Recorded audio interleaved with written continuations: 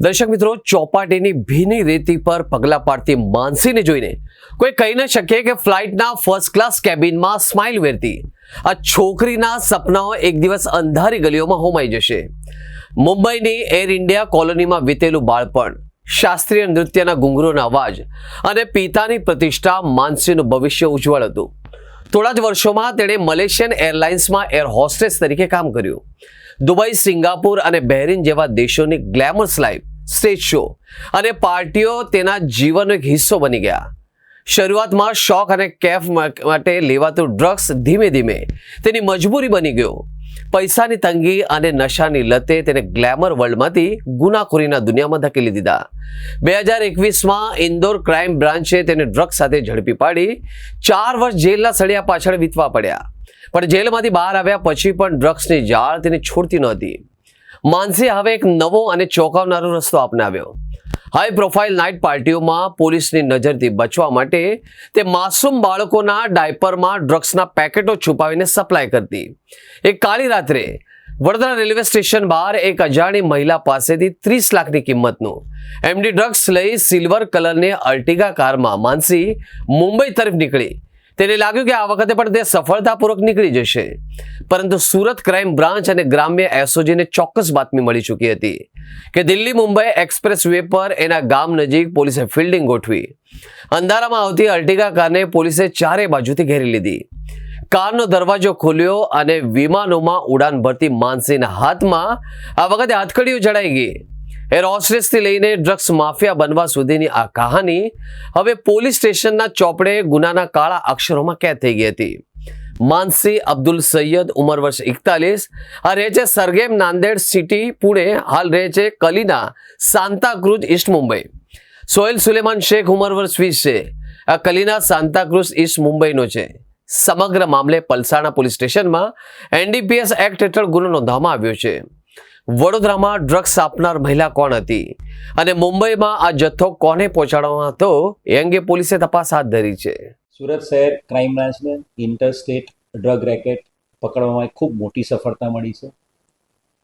રાજ્યના નાયબ મુખ્યમંત્રી હર્ષ સંઘવી સાહેબ, ડીજીપી મલિક સાહેબની જે આખી એક પોલિસી છે, ઝીરો ટોલરન્સ ટુવર્ડ ડ્રગ્સ, ડ્રગ્સની બદીને નાબૂદ કરવા માટે ગુજરાત પોલીસ કટિબદ્ધ છે. અને એ અનુસંધાને no drugs in Surat city એની થીમ ઉપર જે સુરત શહેર છેલ્લા 2 વર્ષથી સુરત શહેર પોલીસ કામ કરી રહી છે, એમાં એક ખૂબ મોટી સફળતા સુરત શહેર ક્રાઇમ બ્રાન્ચને મળી છે. એક આંતરરાજ્ય ડ્રગ નેટવર્કનો પર્દાફાશ કરવામાં આવ્યો છે. ક્રાઇમ બ્રાન્ચ ડીસીપી રોજિયા સાહેબ, એસીપી મોદી અને અમારા પોલીસ ઇન્સ્પેક્ટરોની આખી ટીમ છેલ્લા ઘણા સમયથી આ નેટવર્ક પાછળ મહેનત કરી રહી હતી. અને એક ચોક્કસ હકીકત આધારે વડોદરાથી મુંબઈ તરફ જતો એમડી ડ્રગ, મેફેડ્રોન ડ્રગનો જથ્થો, 1 કિલોથી વધુ જથ્થો એક કારમાં એ એક્સપ્રેસ હાઈવે પરથી પસાર થઈ રહ્યો છે. એની માહિતી મળતા સુરત શહેરની ક્રાઇમ બ્રાન્ચે સુરત એસપી રાજેશ ગઢિયા અને એમની જે ટીમ છે, એસઓજીની ટીમ, એ અમારી મદદમાં આવેલી હતી. અને એક સંયુક્ત ઓપરેશનમાં સુરત શહેર ક્રાઇમ બ્રાન્ચ અને સુરત ગ્રામ્ય એસઓજીએ આ 2 આરોપીઓને 900થી વધુ ગ્રામ, ટોટલ 977 ગ્રામ મેફેડ્રોન, જેની કિંમત 30 લાખ રૂપિયા જેટલી છે, એ પકડી પાડવામાં મોટી સફળતા મળી છે. જે પકડાયેલા આરોપીઓ છે એ માનસી અબ્દુલ સૈયદ.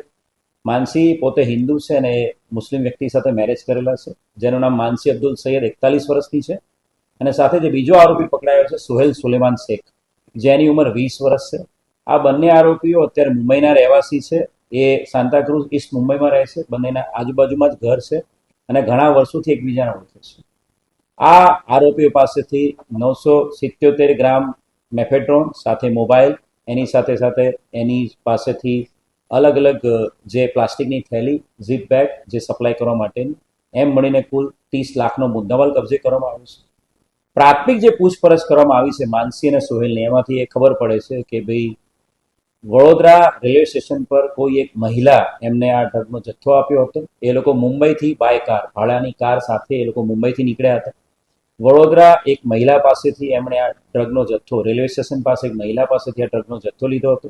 અને આ ડ્રગનો જથ્થો એ મુંબઈ લઈ જઈને એ પોતે અલગ અલગ વ્યક્તિઓને સપ્લાય કરતા હતા, ડ્રગ પેડલર તરીકે કામ કરે. જે ઇન્ટ્રોગેશનમાં જે ખબર પડે છે એ પ્રમાણે માનસી અબ્દુલ સૈયદ એ 2015થી પોતે પણ એમડીનું સેવન કરે છે, ડ્રગ્સનું સેવન કરે છે અને ડ્રગ એડિક્ટ છે અને ઘણા લાંબા સમયથી ડ્રગ્સના આ સપ્લાયના અને પેલ્ડરના અને બિઝનેસમાં સંકળાયેલી છે. આની પહેલા પણ ઇન્દોર ક્રાઇમ બ્રાન્ચ છે અને 2021માં 100 ગ્રામ એમડીના ડ્રગ્સ સાથે પકડેલી છે. ઇન્દોર ક્રાઇમ બ્રાન્ચ પોલીસ સ્ટેશનના 29/2021ના ગુનામાં એ 4 વર્ષ જેટલું જેલમાં રહેલી છે અને 4 વર્ષ એ જેલમાં સજા કાપ્યા બાદ એ બેલ આઉટ થયેલી હતી.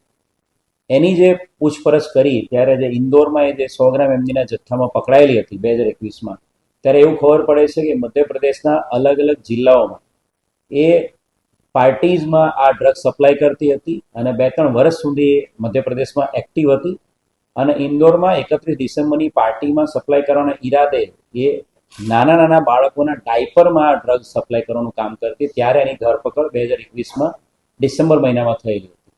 એટલે ઇન્દોરના અલગ અલગ જિલ્લાઓમાં 2 થી 3 વર્ષ સુધી ડ્રગનું જે નેટવર્ક હતું એનો પર્દાફાશ એને પકડવાથી થયો હતો અને ઘણા સમયથી એની પર વોચ ક્રાઇમ બ્રાન્ચની હતી.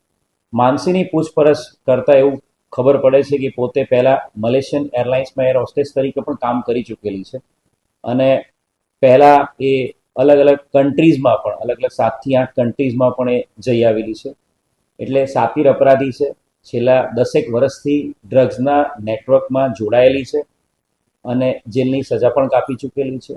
એક ખૂબ મોટી સફળતા આ બે આરોપીઓ માનસી અબ્દુલ સૈયદ અને સોહેલ સોલેમાન શેખને પકડીને આંતરરાજ્ય ડ્રગના નેટવર્કને તોડી પાડવામાં સુરત સહાયક ક્રાઇમ બ્રાન્ચને મળી છે. સોહેલ જે છે એ 20 વર્ષનો જ છે. એ ઘણા સમયથી જે માનસી અબ્દુલ સૈયદ છે એના ઘરની બાજુમાં જ રહે છે. એની પ્રાથમિક પૂછપરછમાં એનો મોટાભાગનો ઉછેર છે માનસી અને એના ફાધર દ્વારા કરવામાં આવ્યો છે અને એ માનસીને મોટાભાગના કિસ્સામાં એને સપોર્ટ કરતો હોય, એની સાથે રહેતો હોય છે અને અત્યાર સુધીમાં પૂછપરછમાં એનો અન્ય કોઈ ગુનાહિત ઇતિહાસ મળી આવેલ નથી. સાહેબ, આ જે માનસી છે તે મુંબઈમાં કોને આપવાના હતા? હાલ જે વાત કરીએ એ પ્રમાણે માનસી જે છે એ આ આખા મુંબઈની અંદર અલગ અલગ જે ડ્રગ પેડલર્સ છે એના ડાયરેક્ટ કોન્ટેક્ટમાં છે. ઇન્દોરનું પણ એનું આ પ્રકારનું નેટવર્ક હતું અને માનસી મુંબઈના અલગ અલગ ડ્રગ પેડલરના કોન્ટેક્ટમાં છે.